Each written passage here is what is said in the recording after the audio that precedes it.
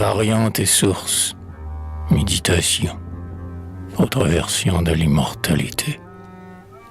Le soleil de nos jours pâlit de son aurore, où ma chère Julie, à peine il jette encore quelques rayons tremblants qui combattent la nuit. L'ombre croît, le jour meurt, tout s'efface et tout fuit. Qu'un autre à cet aspect où recule ou frémisse, qu'il craigne de fixer le fond du précipice, qu'il ne puisse de loin entendre sans pâlir le triste chant des morts tout prêt à retentir.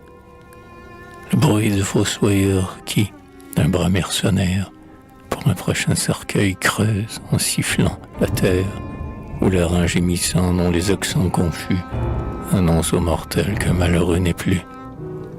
Je te salue, ô mort, libérateur céleste.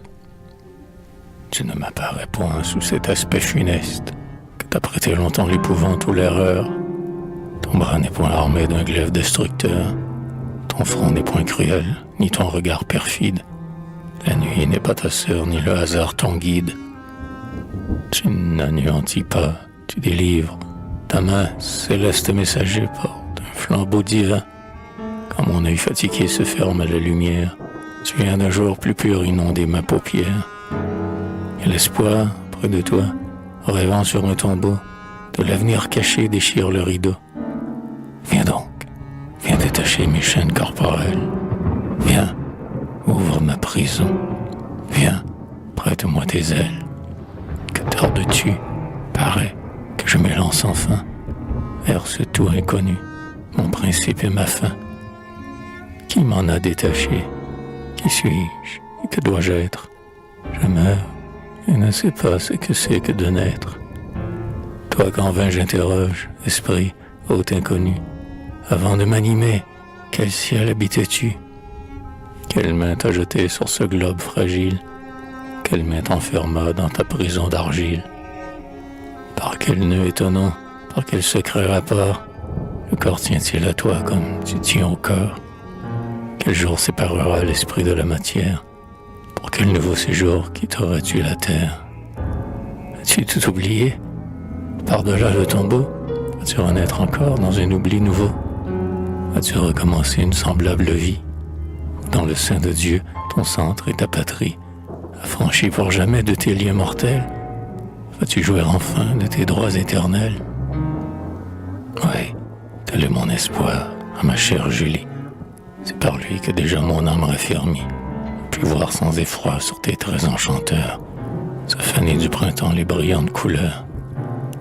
C'est par lui que, percé du trait qui me déchire, jeune encore, en mourant, ma bouche peut sourire, et que des pleurs de joie, à nos derniers adieux, à ton dernier regard, brilleront dans mes yeux. Vain espoir, s'écriera ce docteur au front blême, qui croit par Applesby résoudre ce problème, et qui, soumettant tout à son étroit compas, rejette hardiment ce qu'il ne comprend pas. Vain espoir, s'écriera le troupeau d'Épicure, celui dont la main disséquant la nature, dans un coin du cerveau nouvellement décrit, voit penser la matière et végéter l'esprit. Insensé, diront-ils, que trop d'orgueil abuse. Regarde autour de toi, tout commence et tout s'use. Tout marche vers un terme et tout nuit pour mourir. Dans ses prés jaunissants, tu vois la fleur pâlir. Tu vois dans ces forêts le cèdre au front superbe, sous le poids de ses ans tombés, ramper sous l'herbe. Dans leur lit desséché, tu vois les mers tarir. Les deux mêmes, les cieux commencent à pâlir. Cet astre dont le temps a caché la naissance, le soleil, comme nous, marche à sa décadence. Dans les cieux déserts, les mortels éperdus le chercheront. Un jour, ils ne le verront plus. Tu vois autour de toi, dans la nature entière, les siècles entassés poussière sur poussière. Et le temps, d'un seul pas confondant ton orgueil de tout ce qu'il enfante et le vaste cercueil. Et l'homme seul, aux sublimes folies, au fond de son tombeau croit retrouver la vie. Et dans le tourbillon au néant emporté, abattu par le temps, rêve à l'éternité. Philosophe cruel, je n'ai pu vous répondre. Ma raison aisément se laisserait confondre. Pour saper notre espoir jusqu'en son fondement, vous avez l'univers, Je n'ai qu'un sentiment. Mais moi, quand je verrai dans les célestes plaines les astres s'écartant de leur route certaine, dans les champs de l'éther l'un par l'autre heurtés, parcourir au hasard les cieux épouvantés, quand j'entendrai gémir et se briser la terre, je verrai son globe errant et solitaire, flottant loin des soleils, pleurant l'homme détruit, se perdre dans les champs de l'éternelle nuit.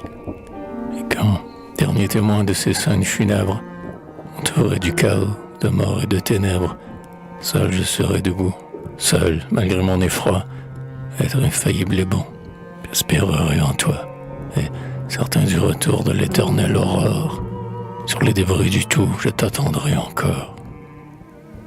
Souvent, tu t'en souviens, dans cet heureux séjour, où naquit d'un regard notre éternel amour, tantôt sur le sommet de ces rochers antiques, tantôt au bord désert des lacs mélancoliques.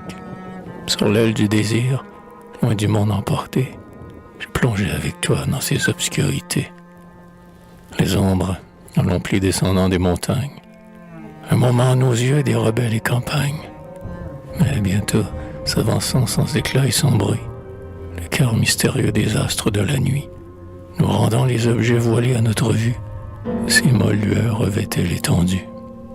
Tels, en nos temples saints par le jour éclairé, quand les rayons du soir s'éteignent par degrés, la lampe, répandant sa pieuse lumière, d'un jour plus recueilli remplit le sanctuaire. Dans ton ivresse alors tu promenais tes yeux, des cieux à la terre, et de la terre aux cieux. Dieu caché, disais-tu, la nature est ton temple. L'esprit te voit partout, quand notre œil la contemple. De tes perfections qu'il cherche à concevoir, ce monde est le reflet, l'image est le miroir. Le jour est ton regard, la beauté est ton sourire. Partout le cœur t'adore et l'âme te respire. Éternel, infini, tout-puissant et tout bon, ces vastes attributs n'achèvent pas ton nom.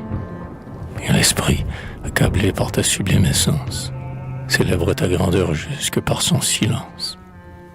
Et cependant, ô Dieu, par sa première loi, cet esprit imparfait s'élève jusqu'à toi, et, sentant que l'amour est la fin de son être, impatient d'aimer, brûle de te connaître. Tu disais, et nos cœurs unissaient leurs soupirs vers cet être inconnu que cherchaient nos désirs, à genoux devant lui, l'aimant dans ses ouvrages, et l'aurore et le soir lui portaient nos hommages, et nos yeux humectés contemplaient tour à tour la terre notre exil, et le ciel son séjour. Si dans cet institut, renversant les barrières, dont les sens captivaient nos âmes prisonnières, ce Dieu, Dieu du ciel répondant à nos vœux, un trait libérateur nous eût frappés tous deux. Nos âmes, d'un seul bond remontant vers leur source, ensemble auraient franchi les mondes dans leur course. À travers l'infini, sur l'aile de l'amour, elles auraient monté comme deux traits du jour. Et ce que Dieu lui-même, arguant éperdu, ce serait dans son sein à jamais confondu. Ces vœux nous trompaient-ils, au néant destiné? Est-ce pour le néant que les êtres sont nés?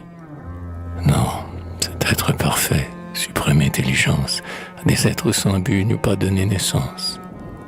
Non, ce but est caché, mais il doit s'accomplir. Et ce qui peut aimer n'est pas né pour mourir.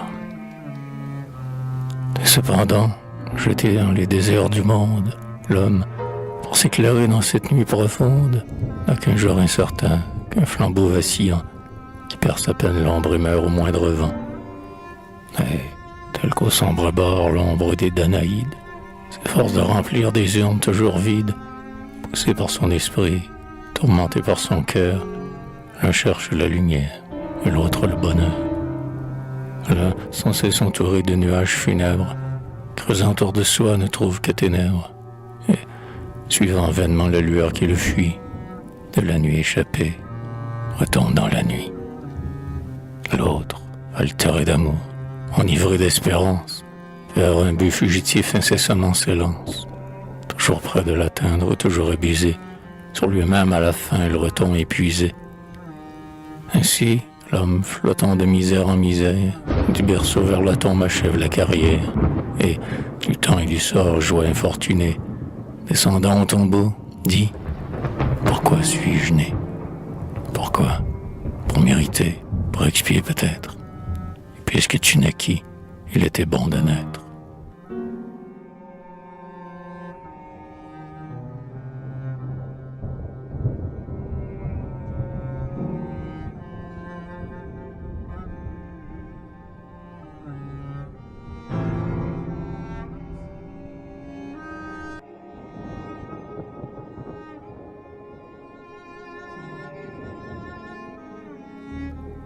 Au lac du Bourget, autre version du lac. Ainsi, toujours poussé vers de nouveaux rivages, sans pouvoir rien fixer, entraîner sans retour, ne pourrons-nous jamais sur l'océan des âges jeter l'ancre un seul jour? Beau lac, l'année à peine a fini sa carrière, près des flots chéris qu'elle voulait revoir, regarde, je viens seul m'asseoir sur cette pierre où tu la vis s'asseoir. Tu mugissais ainsi sous ces roches profondes, et si tu te brisais sur leurs flancs déchirés, et si le vent jetait l'écume de tes ondes sur ces pieds adorés. Un soir, t'en souviens-t-il, nous voguions en silence, on entendait au loin, sur l'onde et sous les cieux, le bruit des rameurs qui frappaient en cadence, des flots harmonieux. Tout à coup des accents inconnus à la terre, des rivages charmés frappèrent les échos.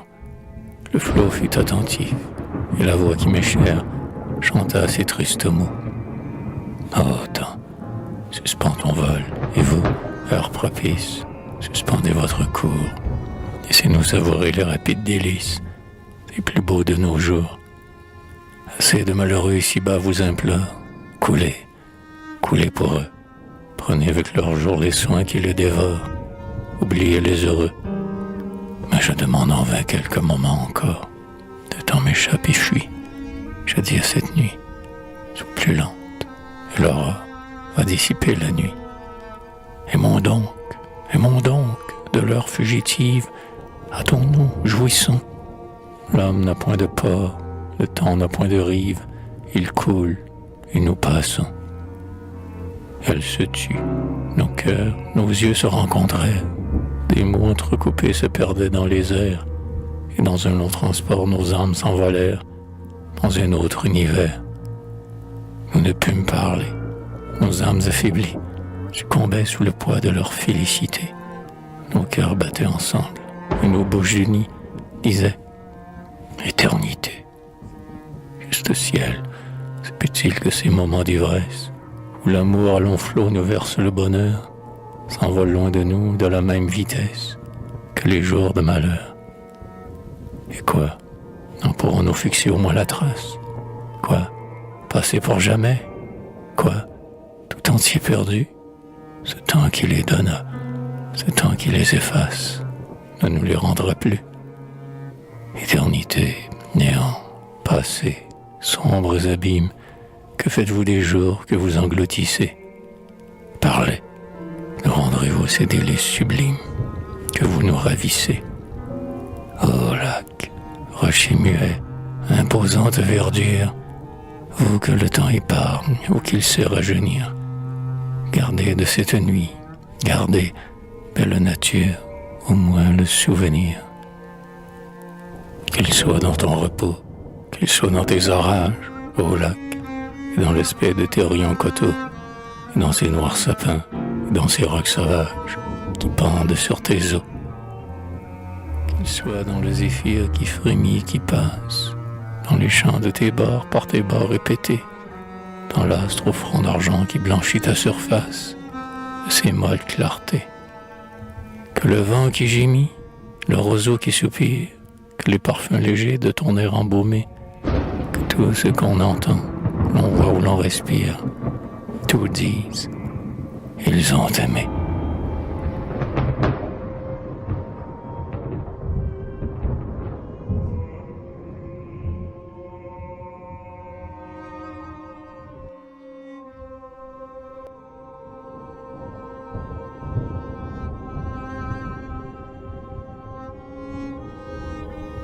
Il crucifisso.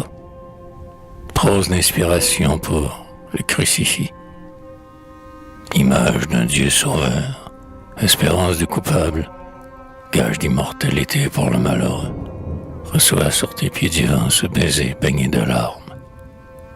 Quand je souffre, je jette les yeux sur tes yeux, ternis par la mort. Je contemple ce front divin luttant pour l'homme entre la pitié et la douleur. Ses bras s'étendent pour embrasser les fils du péché. Son regard s'élève au ciel pour appeler la miséricorde. Tous ses muscles tendus par la douleur se dessinent sur son corps expirant. Que de larmes aussi n'as-tu pas vu répandre? Que de baisers n'as-tu pas reçu? Que de soupirs n'as-tu pas recueilli? Depuis le jour où le sculpteur inspire et grava sa pensée sublime sur l'ivoire, où le pontife te bénit et te consacra. Tu as passé de mourant en mourant, de douleur en douleur, jusqu'à celle qui, à sa dernière heure, te colla sur ses lèvres et exhala son dernier soupir et son dernier adieu sur l'image miséricordieuse de son Dieu. Tiède encore de son dernier baiser, humide encore de ses dernières larmes, je te recueillis alors comme un gage de foi saint, comme un souvenir de la mort, comme un garant d'immortalité. Depuis ce jour, tu n'as pas quitté mon sein. Tu as compté mes soupirs et mes angoisses, et mes lèvres ont usé l'ivoire amolli par mes larmes. Croix adorée, héritage saint, consacré par la piété et par la mort, je crois voir encore sur ton bois la trace du dernier baiser qu'imprimèrent les lèvres mourantes de celle qui n'est plus. Reste à jamais pressé sur mon cœur, reste à jamais collé sur mes lèvres. Quand la voix de celle qui t'a légué à moi se fera entendre, reçois mon dernier soupir comme tu as reçu le sien. Bénis ma dernière douleur, consacre ma dernière larme, et sois recueilli par une main chérie sur ma bouche glacée.